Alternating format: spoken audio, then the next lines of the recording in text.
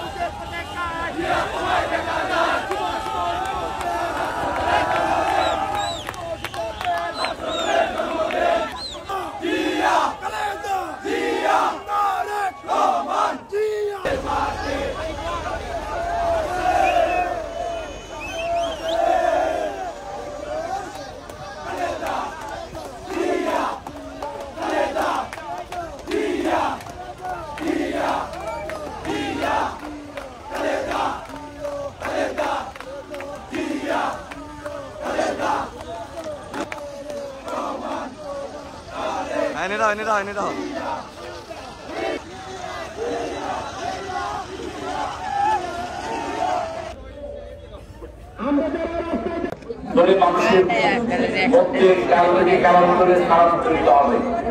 সুতরাং তোমরা শহীদ রাষ্ট্রপতি জিয়াউর রহমানের আদর্শকে যেভাবে বুকে ধারণ করেছো, লালন করেছো, সমাজে সেটার প্রতিফলন করাতে হবে। সেটা যদি করতে না পারো, পরিবর্তন কার করতে হবে? সেটা আমি বলতে চাই না। আপনার কি শহীদ রাষ্ট্রপতি জিয়াউর রহমানকে ভালোবাসে? আমরা কি বেগম খালেদা জিয়াকে ভালোবাসি?